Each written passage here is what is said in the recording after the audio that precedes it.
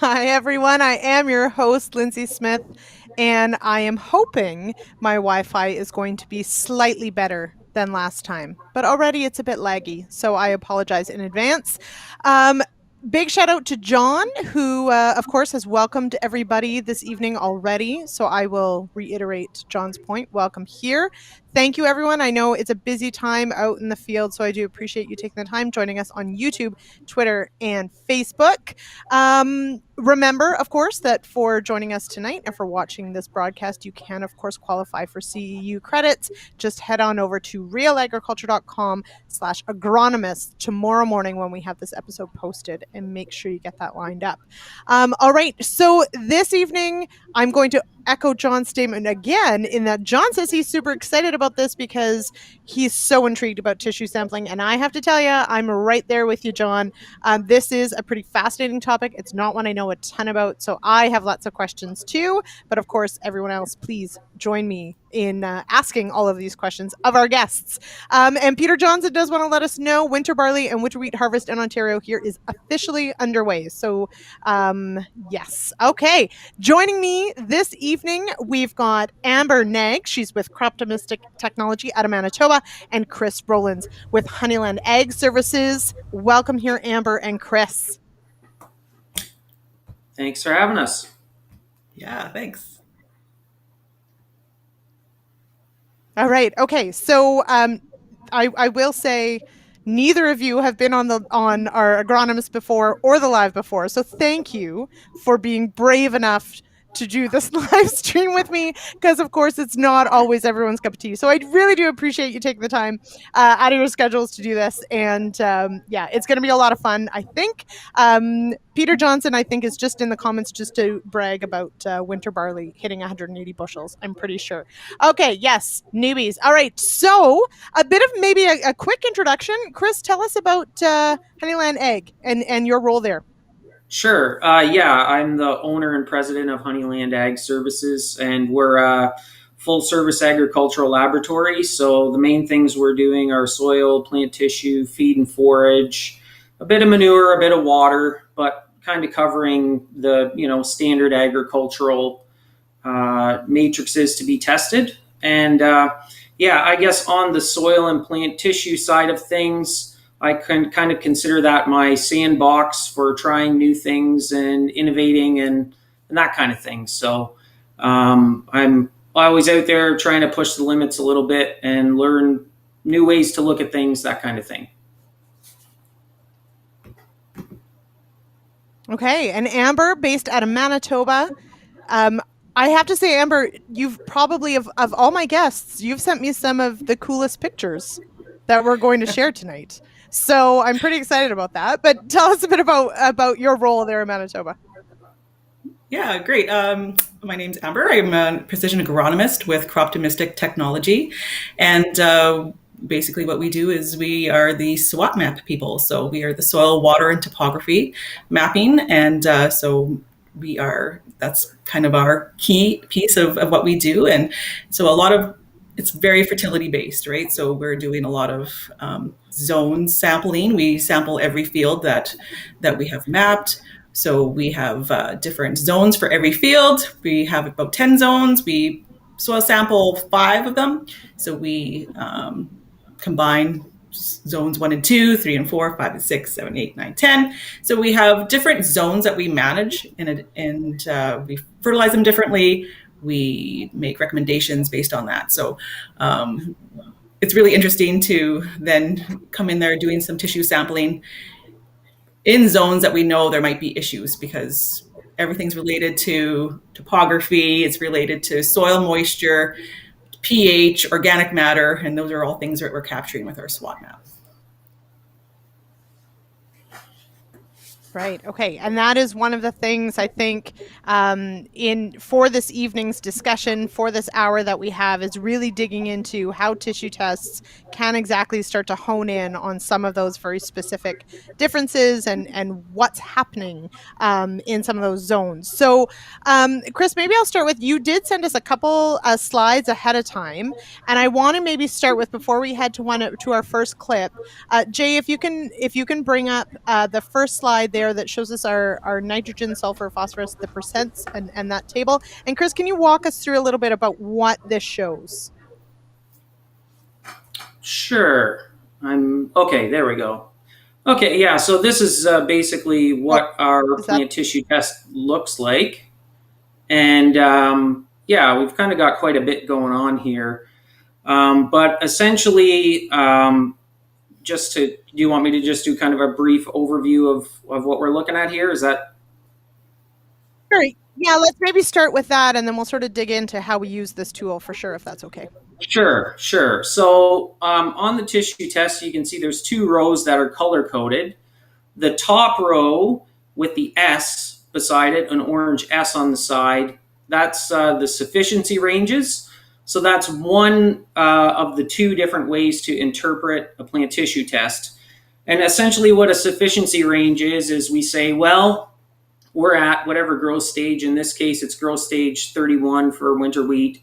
And at this growth stage, the ranges from academia would say that this is where the plant should be, kind of between the high and the low. And where do the nutrients, where their actual numbers, and the numbers like the 6.7 is the actual percent nitrogen in this case. So it's percent or ppm depending on the element, but where do they fall in relative to the established ranges that the universities have done research on, and say if they're below these ranges, they should be considered low or deficient and that kind of thing.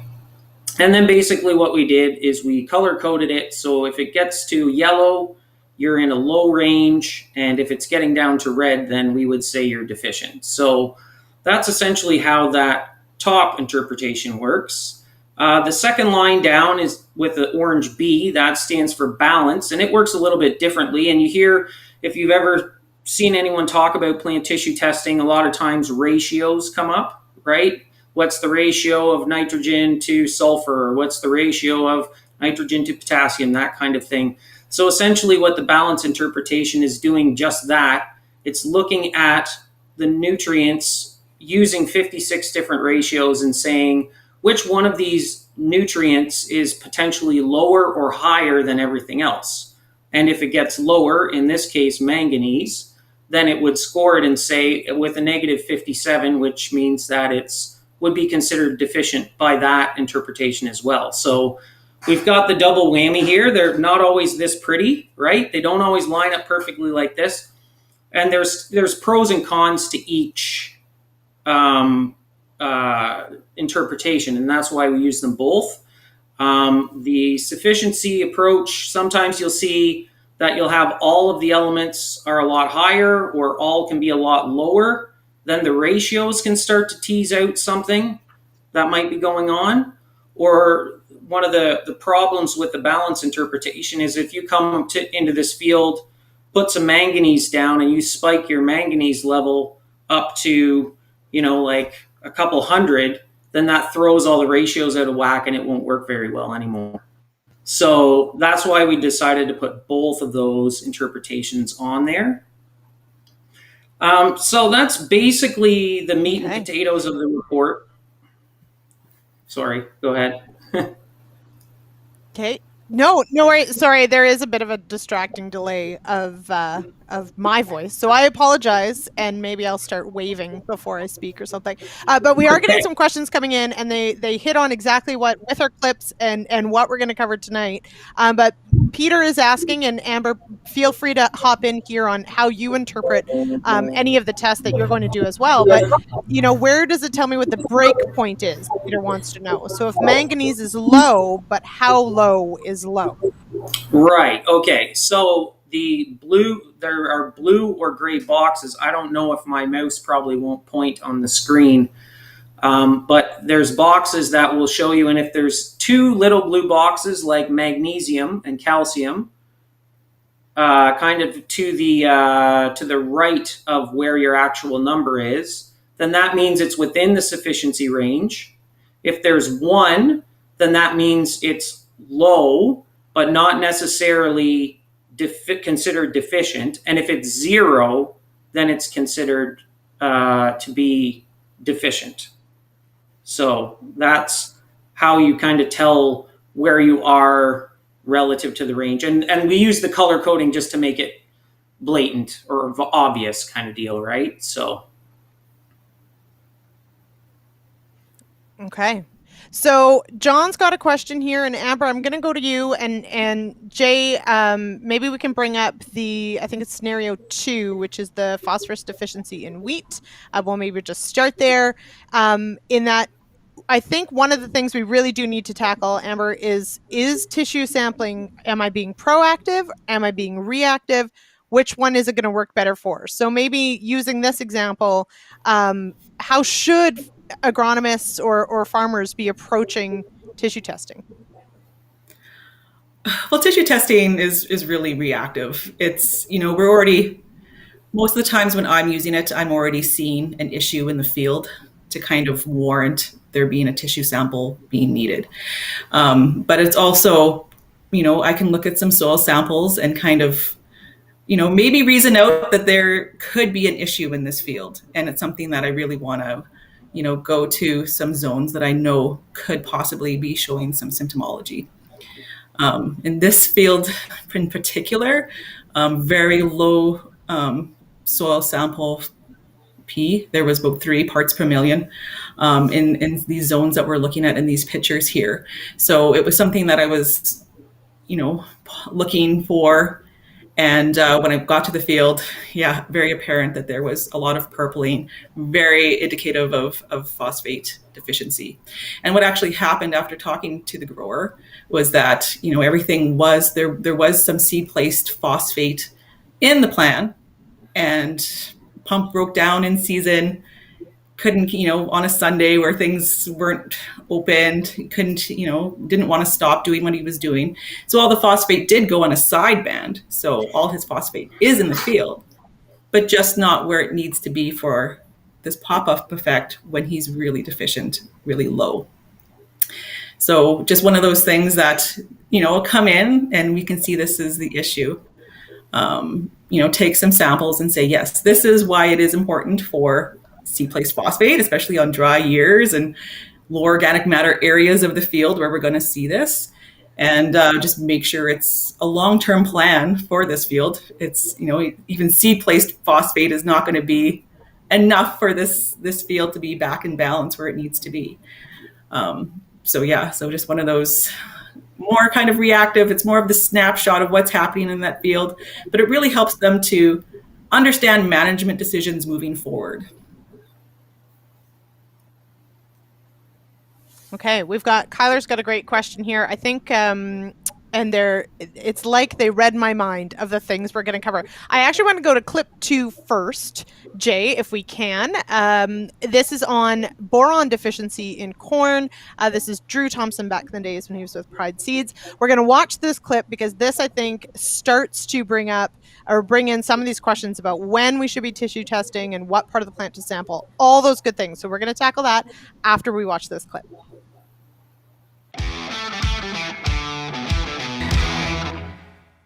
Hey, I want to talk to you about something you've seen this year. You walk a lot of fields, see a lot of things throughout the year. This year, you saw some boron deficiency. Tell me about it. Yeah, so boron is something that, to be honest, really wasn't on my radar prior to this year. What happened was there was a grower that called up his dealer and said, hey, something funny's going on. You want to come down and take a look? The dealer took a look. He called me up and said, you got to get down here, Drew. And so down we went, and this is kind of what we ran into. So we had a whole bunch. The majority of the field had some nice cobs looking really good, but there was a bunch that looked like this. And so this is obviously not what you want to see.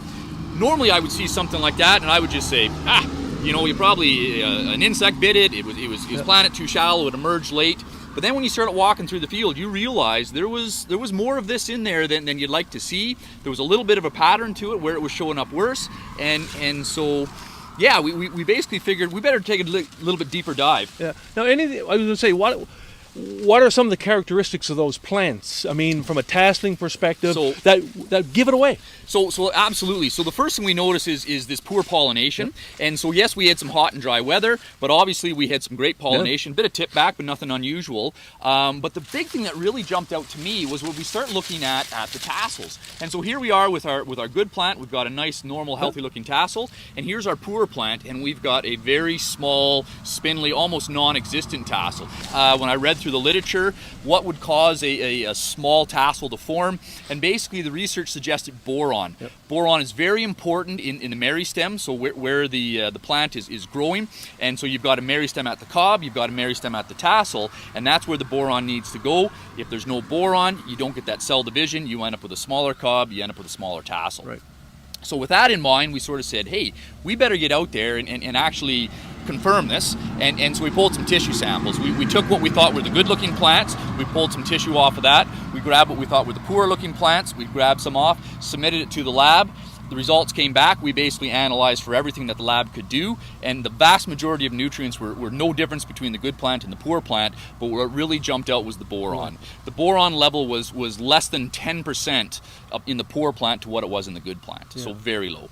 So boron is a micronutrient that not a lot of growers pay attention to. How do you get it on your radar screen? Well, and that's just it. So those that are growing alfalfa, they're thinking about it all the time. It's very important and used quite widely in alfalfa. Those that are dealing with some of the higher value horticultural crops, they know the importance of it as well. But really, boron is one of those nutrients that moves within the soil. It's an anion. It's basically released from the minerals of the soil, and that's where we get most of it. And most of the time, we've got enough of it. But when you start getting into dry weather, and so dry weather means that it's not releasing from the soil, and it's also not in the soil solution to get into the plant. And so we are really scratching our head at the moment saying, how do we recommend it? But if we talk about corn, 10, 15 years ago, we shot for 200 bushel. And with better management of our NP and K, our macronutrients, we got up to that 200 bushel. But now that we're going for the bigger numbers and shooting for 250, and we've got this beautiful corn crop behind us that hopefully is going to hit that 250 number, we're starting to realize we really need to start focusing more on our micronutrients, and boron is one of them. Right. So take a real good look at that soil test. Take a real good look at your fertility plant. Absolutely, and so that's your always your base. But the problem with something like a boron is because it's so mobile in the soil, you really don't have much likelihood of getting a good understanding of what's in your soil based on a soil test. It'll basically tell you what's there that given day. Yeah. A big rain could come, a bunch more could leach out and whatnot. So what I think when we start getting into these micronutrients is we really need to start doing more with that tissue sample. The tissue sample says what's in the plant. The labs do a great job of basically saying, all right, here's the level you have, here's where you need to be. They'll make some recommendations to help you out. Because boron, very, very difficult to identify early in the season. Right. There's really no characteristic, plant, what this one looked like versus that one. This field in question, it looked awesome prior, and then we get into the tasseling time and early development of the cob, and that's when we sort of see it. So I think that tissue sample is really going to do it. So yes, we want our soil test, but I think we really need to start thinking about complementing that with our tissue analysis and using that to complete the program, especially when we're shooting for those top end yields.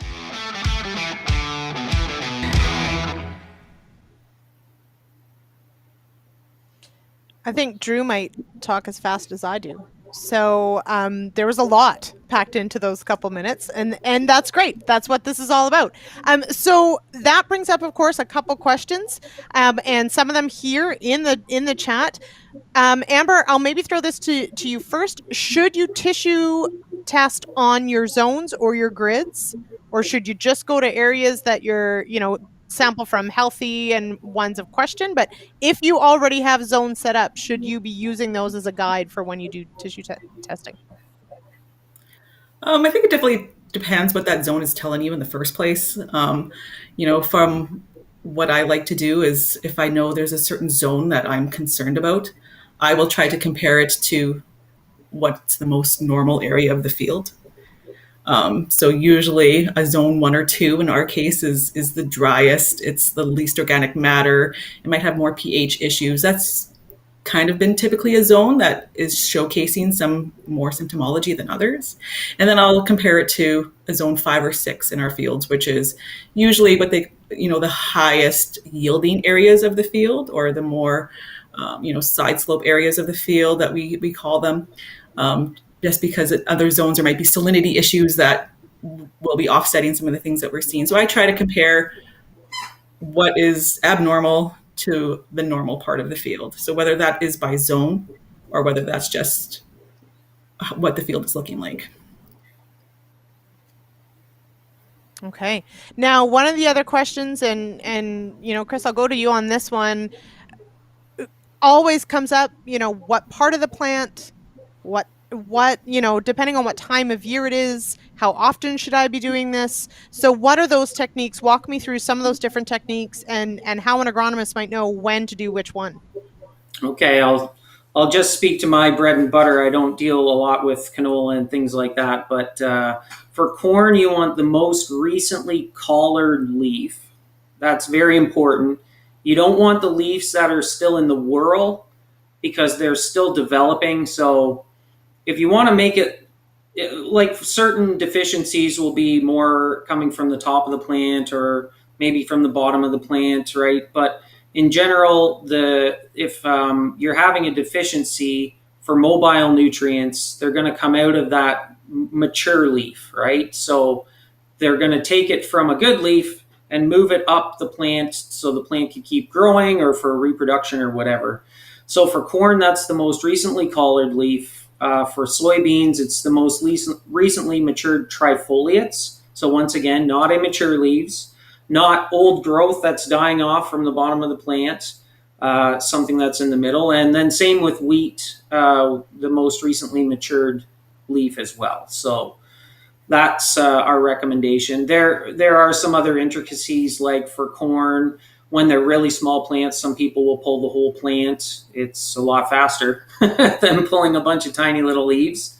So there are a few other intricacies like that. But in general, that's the message I give people is don't drag in 5 foot tall corn stalks and say, can you analyze this, right? We don't have interpretation for a whole corn plant or a whole bean plant, or sometimes they'll bring in a couple of just weak stems with the leaves still on it, and by the time we pull the 3 or 4 leaves off of it, we have like basically no material to work with. So that's kind of an issue. Yeah. Mm-hmm. Okay, so, and Warren Schneckenberger, who is late to this broadcast, but you're welcome anyway, Warren. Amber, I do want to ask about canola and some of the Western crops, but first, a follow-up to that, Chris, is when sampling the most recent collared leaf, where do you sever it? Do you cut at the collar, or do you want the collar? Does it matter? And then with soybeans, do you cut at the base of the trifoliate and include the leaf or stem? He's getting very free advice here. Right, there we go. So I basically just try to get the leaves. If there's a little bit of stem in there, it won't make a big difference, but don't get a whole bunch of the stem, just the leaves essentially. And then for corn, I try to pull it, basically from the stalk of the plant as close as I can. Interesting fact on boron, I just did a little experiment on this. So in research, it says that it comes up the plant through the water and ends up in the leaf tips. So if you do pull only half of a leaf, I guarantee you're going to have a higher boron level, because that is true. There's more boron on the end of the leaf than there is. So the shorter you make the leaf, the higher your boron level will be. So. Oh, look at that. Kyler, you're right. We should be sending out hats. Amber, with canola, so I learned something already in that you're not supposed to necessarily target the poor part of the plant. You want a certain representative part of the plant is what you're after when you're tissue testing. So what am I grabbing if I'm looking at canola then?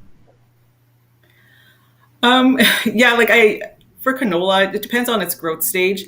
We use AgVise labs, and all their tissue testing envelopes have very clear instructions on the bag itself as to what part of the plant you're supposed to be collecting at what growth stage it is. So when canola is quite small, basically we're taking the whole plant from the soil level up and then bagging I don't know, 20 or 50 of those, whatever it kind of says on the bag to do. And then once it gets larger, it's kind of, a leaf. I can't remember the exact instructions, so far down sort of thing. So then you're not sending a whole plant in to be analyzed, because you want a representative sample of so many plants. So you're taking a piece of, a leaf from that plant, sending in, another 30 or 50 samples, whatever the instructions are to do. So AgVise has it all listed on their bags as to how to sample and from where to send it in. Okay. And one of the questions earlier in the feed was, for sure, getting down to brass tacks here. Clearly, we're doing this because we see an issue, probably, right? We're not necessarily doing this for fun, although some people like to know and might be doing some, trials that they want to see. But there's a cost and there's a time and effort. Okay. So what is the yeah, but our idea of fun and everyone else's idea of fun are very different things sometimes. But what is the turnaround time of not just the test itself, but we will sort of talk maybe some specifics like a boron deficiency, or maybe we'll get into manganese, that sort of stuff. What's the turnaround time on the test first, and then from there, are all findings actionable, I guess, is my one question. So, Chris, I'll maybe go to you first. What can farmers and agronomists expect if they send a test in? When will they get results back? We basically get everything we receive before 5 o'clock in the oven overnight, and then we run them the next day. So reported the next, basically within 24 hours of receiving the samples. So, yeah. And that, as far as the actionable part, so that's quick. Yeah, that's right. Yeah. The actionable part is where it gets interesting, especially with boron. When I saw that one on here, I definitely have had this conversation, and I would say it's a debate that's going on for the last bunch of years with people about tissue tests showing low boron levels based off of, once again, the ranges that we have. And people chasing it around, some people having success, and some people not have success. I think I can speak to that a little bit. If you go to my late end tracker, I don't know if you have that. Mm-hmm. You can pull that up. So this is the opposite of the reactive, right? So this is your Hefty Brothers, let's tissue sample every week and see what we learn, right? So this is a farmer that I've worked with for a couple of years now. And so the boron is basically right in the middle on the bottom. And I guess one thing I've learned over the past couple of years about boron, and if you read the literature, this would also kind of be something they talk about, is that the availability of boron can change dramatically in short periods of time.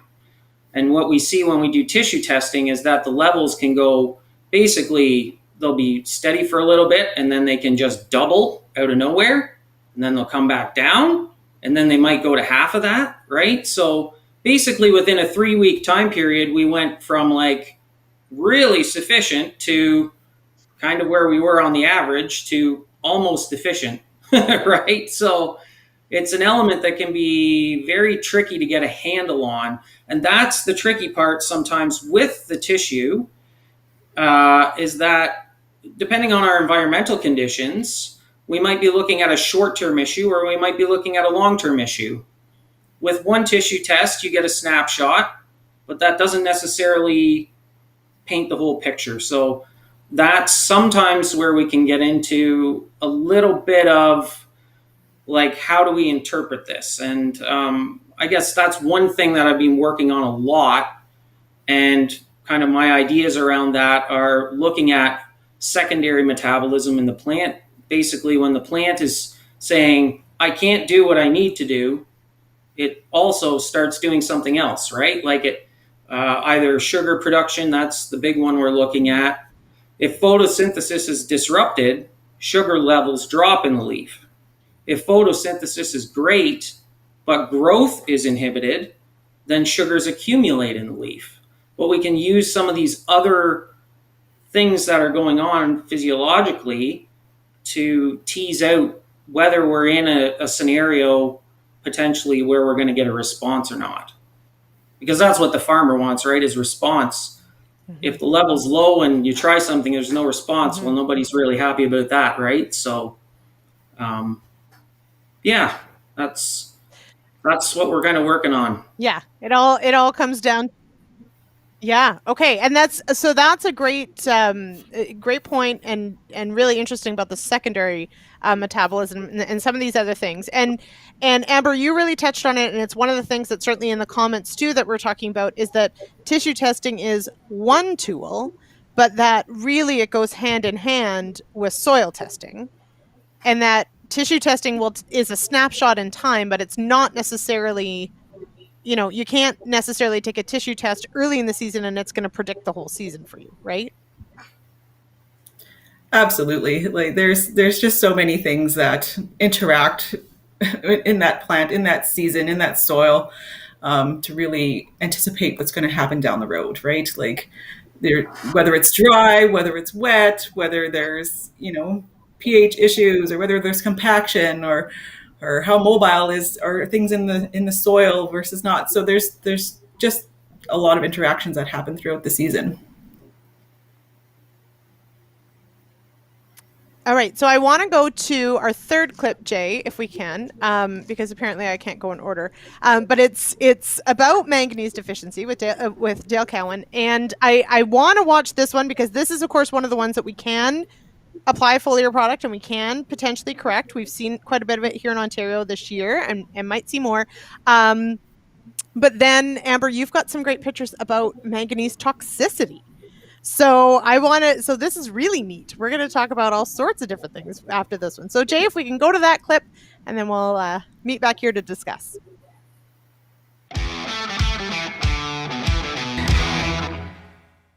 Hey, on Soybean School, we often talk about nutrient management, feed, and soybeans. Right. And one of those micronutrients, one of your favorite, manganese. Manganese, yep. And this year we've seen a lot of manganese deficiency. Right. Talk about what you've seen.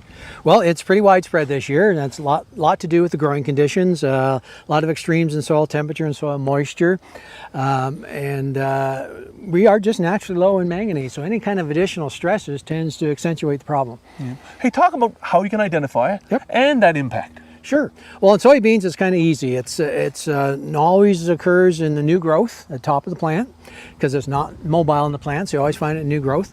And you have very distinctive green veins, and then the rest of the leaf blade kind of yellows out, gets pale green, and sometimes it can almost get white when it's really deficient. Right. So, now you've got some of it right here. yeah, some right here in the hand, so it's just quite easy to identify. And the impact can be pretty severe on yield. So a lot of the field research we've done, a lot of side-by-side trials over the number of years, we're picking up between a 5 to 10 bushel response. And in some really severe cases, and one I can think of a couple years ago, it was a difference between 22 bushels in the check and 48 bushels in the treatment. So it can be pretty significant to yield. How do we manage it? Let's talk about in-crop first, foliar application. Yeah, so the nature of manganese in the soil is it's highly reactive. We refer to these oxidation reduction reactions. So when soil is dry, lots of air in it, and manganese sitting on the surface of clays, it picks up that oxygen and becomes oxidized and unavailable to plants. So that's what really brings out the deficiencies of the dry weather. As soon as it rains, that removes the air from the soil. We go to a reduced state, we lose that oxygen, manganese becomes available, the crop greens up. And a lot of the giveaways this spring was we could see tire tracks through the fields. So where the implement had just pressed the soil down just a bit to get rid of the air, the manganese availability was better in the track than it was in the rest of the field. So all we got these green passes through the field, it could be even from the grain buggy from last year showing up, or from the drill or sprayer pass. So there's lots of clues out there this year that it is manganese. What about, again, how do we manage it in field? Do we come in with a foliar application? Yep. Can we do it with one? Maybe do we have to come back a second time? Well, the nature of it, when it's really severe, we try to manage the customer's expectation up front. So you may have to come in with 2 or more sprays because it's non-mobile in the plant. Mm-hmm. If it's really severe, a foliar feed is what you want. We want to avoid the soil contact because if you put it on the soil, it's just going to get tied up again. Mm-hmm. So a foliar feeding, spraying on top of the plant is the best way to do it. Application rates, some of the liquid prepared products are putting on a 1/4 of a pound. Some of the more soluble salts are putting on 3 pounds. That's up to the operator how you want to do it. But it's generally a foliar spray onto the tissue, and then maybe if it's really severe, another 14 days later when there's new growth coming out, it's going to be deficient again, you spray it the second time. Back again. What about long-term management here? I mean, it tends to show up in the same places. Do we get in there, get some soil probes out, do some soil testing, and try to manage it that way? Well, certainly a soil test is interesting to have, and we know that for the most part in this part of Ontario we are deficient or low in manganese to begin with, but so much of it is affected by soil pH and by these oxidation reduction reactions we talked about, and the nature of the crop. It's manganese and wheat, soybeans and wheat are our two most demanding crops, and so those two crops are ones we tend to pay attention to the most, although corn this year is showing it as well. So on that basis, then what you really want to be careful in your soil management, the reason you want a soil test, if you happen to need limestone, adjust your pH. The worst thing you can do is over lime, because that drives manganese availability even lower. So lots of times we'll see manganese deficiency after someone has limed and they put on maybe just a little too much lime. So soil testing helps in an indirect way, is making sure our soil pH stays optimum, because the higher the pH, the lower the availability of manganese.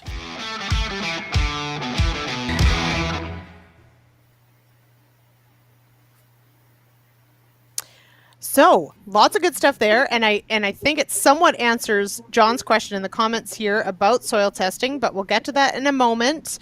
Chris, I want to go over a little bit at least about what we're seeing in the field so far in Ontario, because I know this has come up, and that video is from a couple of years ago. So maybe it is manganese showing up again in soybeans and in wheat? Yeah, we definitely had a little bit. This wheat crop was actually fairly clean this year. We did have a few outlier issues, but generally speaking, things were pretty darn good. We saw a little bit of manganese and maybe the other odd thing here and there, but for the most part, pretty good. Corn's been a different story for sure. We've had a pretty good whack of potassium deficiency. And yeah, that one's kind of caught me off guard, and in some cases really severe, right? Like obviously most people before the tissue tests come in are looking for visual symptoms, or that's, it's the good and the bad, like we talked about, that kind of thing.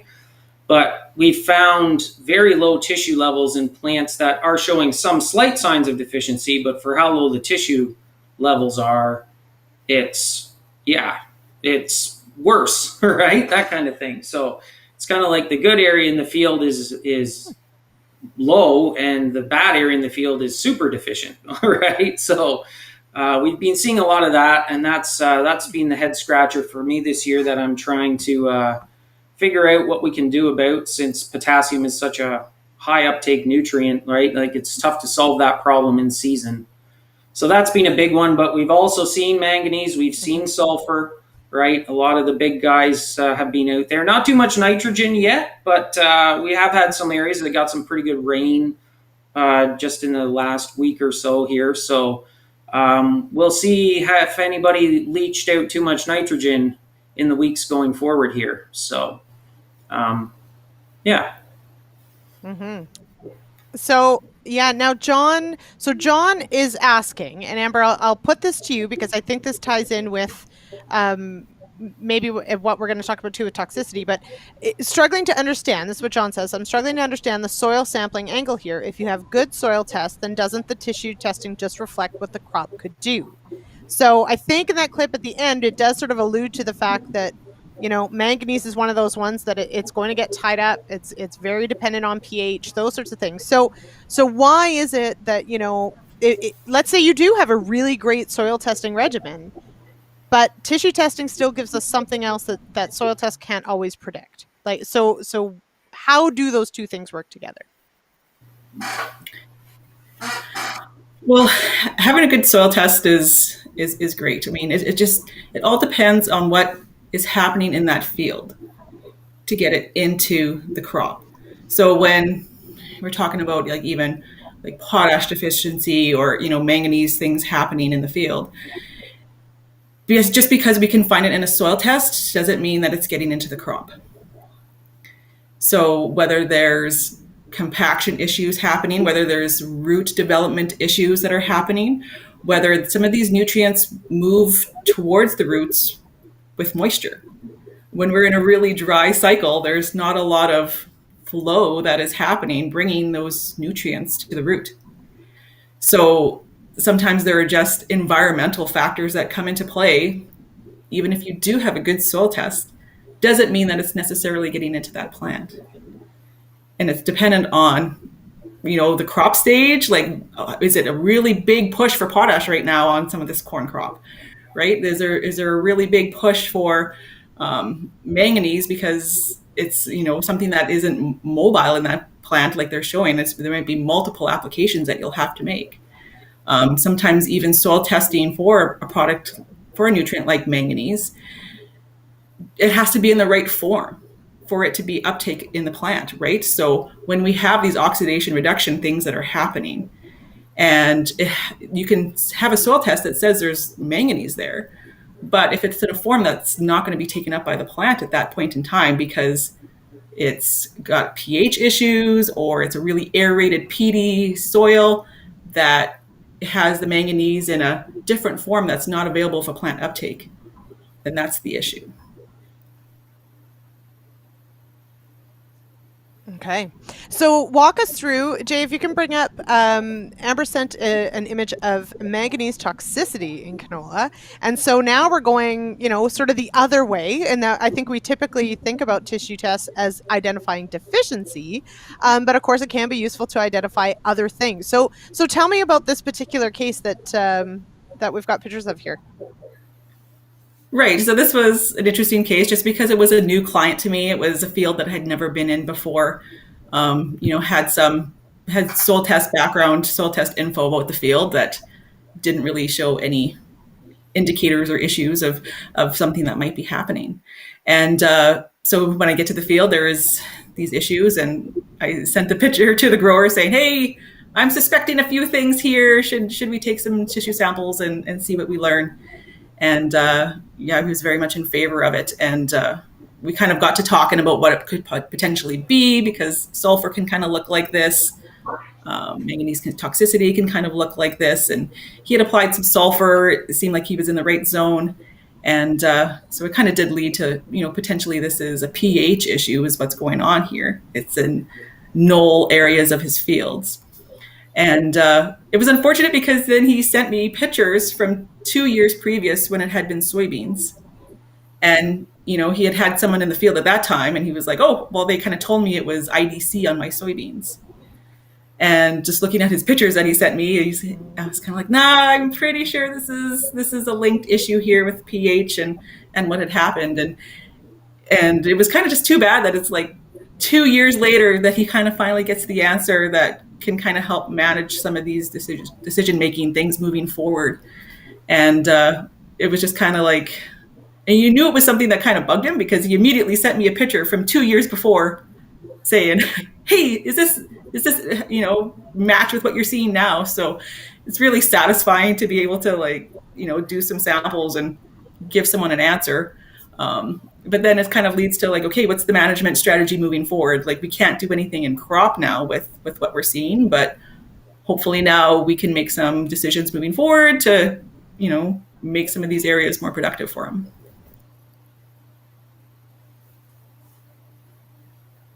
Absolutely. That's it. I mean, and that is, I guess the crux of much of what we're talking about is, yes, another tool to potentially identify what's going on. But of course, there has to be the second part of that is how do we then manage for it? And some of these, as we've talked about, might be actionable right away, but some of these are long term, or maybe they were a mess up, with the fertility plan or something like that.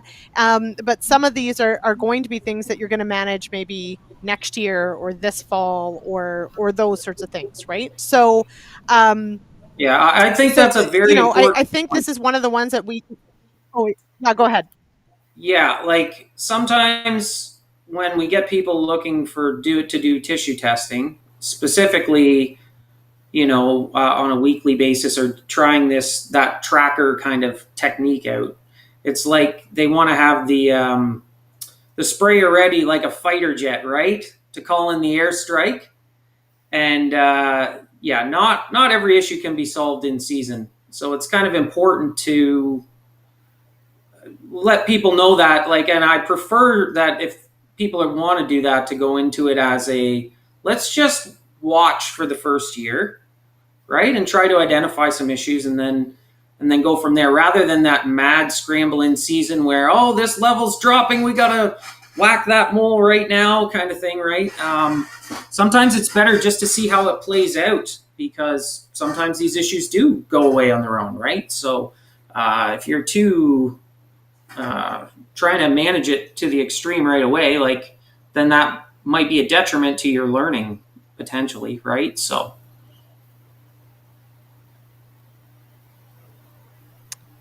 so Dr. Dave Hooker, who was actually our guest last week here on the Agronomists, he sort of has a follow-up to that point, although it was sent earlier, so it's like he knew what we were going to talk about. But his question is, does a low reading of a specific nutrient imply that plant growth or productivity is being limited, or might the calibration of the test be incorrect? So, I mean, I suppose there's a couple different things there, but does a low reading always imply... Yes, go ahead. no, it doesn't. Can you go back to that plant tissue test? You put this one right in my wheelhouse, Dave. this There you go. So this is what I'm looking for with secondary metabolism. So on this test, it's not just that the manganese is low, and I've seen this many times on manganese deficient plants and sulfur. The level is low, but if you look at the macros, nitrogen, phosphorus, potassium, sulfur, they all elevate. So they go. Also, the sugar on this test is 8.9. The normal sugar level at that time period, benchmarked against other fields, would be like about 25. So this plant is not producing sugar, right? Its ability to photosynthesize is broken. So then I say, well, here now we have a situation that is responsive, right? And so that's an example of looking at it a little bit differently to try and tease that out. But where it gets tricky is when you're not, like, this is pretty deficient. What we're looking at here is when you're on your way down.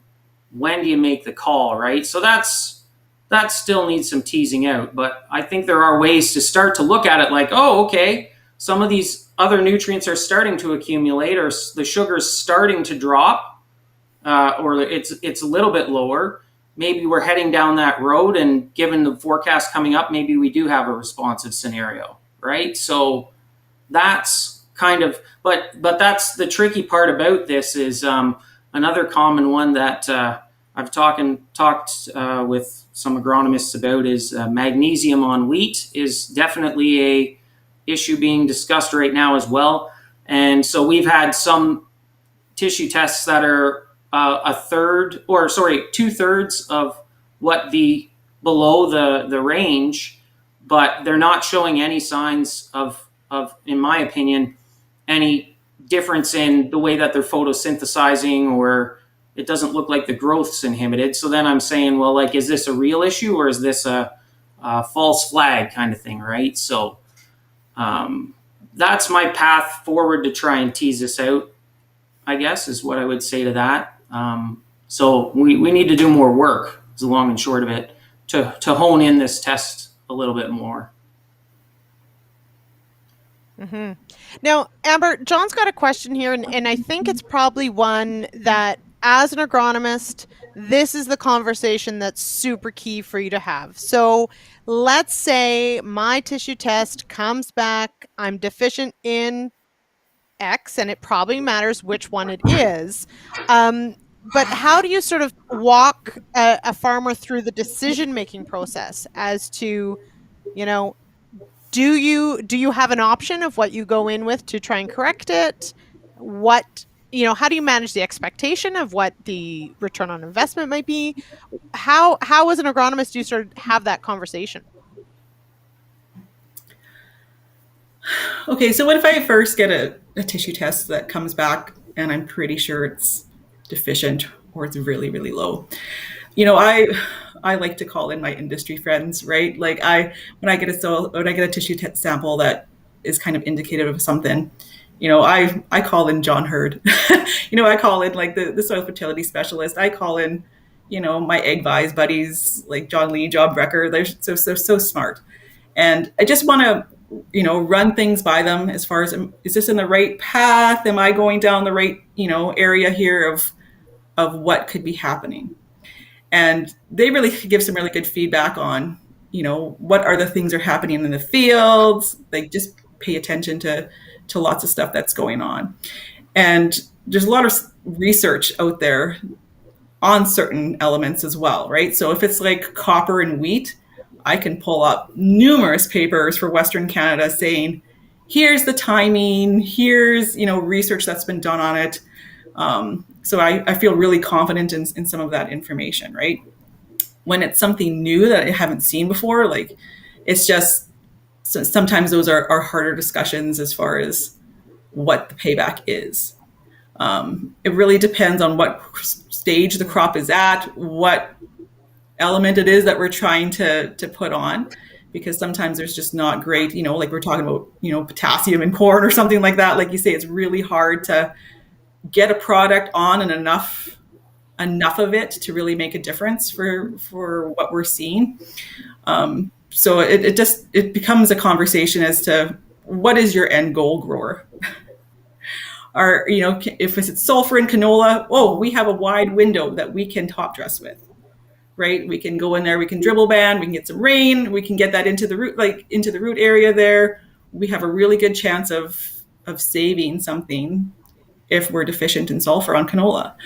So it depends on the crop, it depends on the stage, it depends how expensive the product is and how bad we're seeing things. So it's not a really easy answer, but it's, you know, taking a look at the big picture and trying to figure out what makes the most sense for, you know, like in every management decision comes back to what does that farmer want to do? What do they want to spend?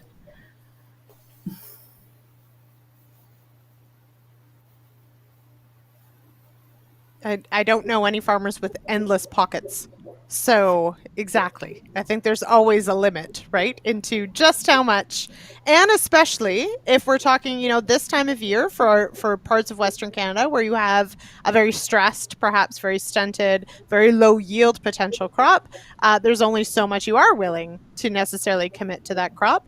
But you know, the flip side to that is if you've got incredible yield potential, you absolutely want to correct something if you can, right? So Chris, same sort of idea though is, you know, when you've got that information, and obviously, you know, you're someone who loves to crunch those numbers and look at what else is going on, you know, how often does this translate into immediate action, or is it always about what can we do, what can we do later?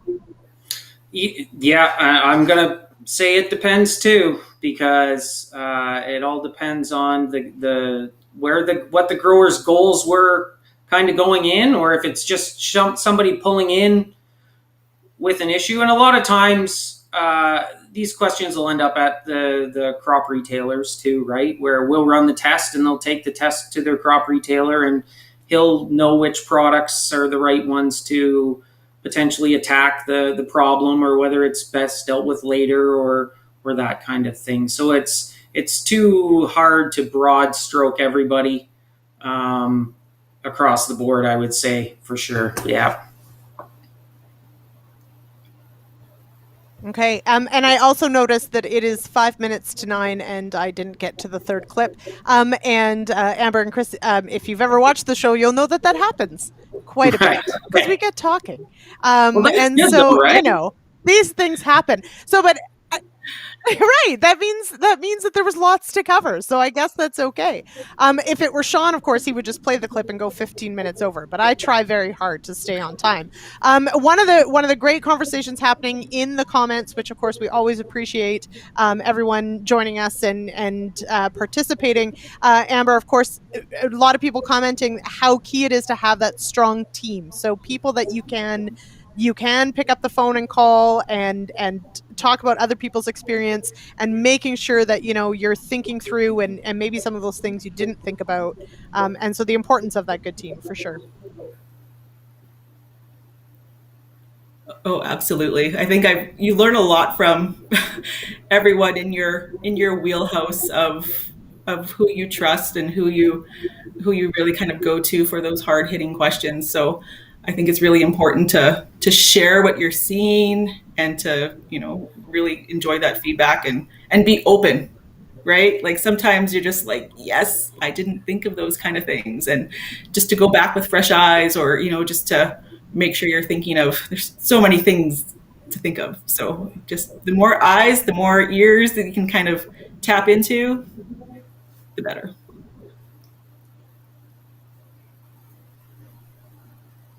And Chris, for you, how much do you sort of sit there with your hands going like this when you have a grower that comes on board, or an agronomist that says, I want to find out what this is, let's dig into it? That's why I have this business.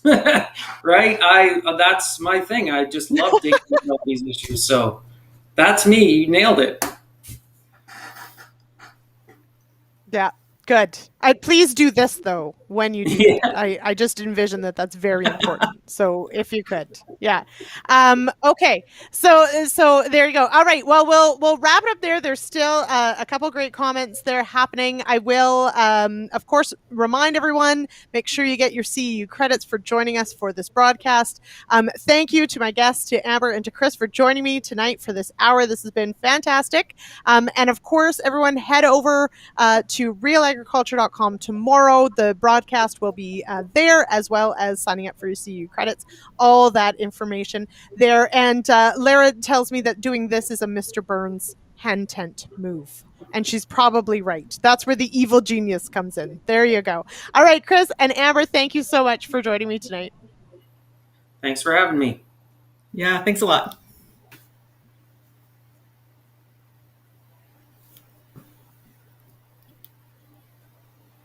All right.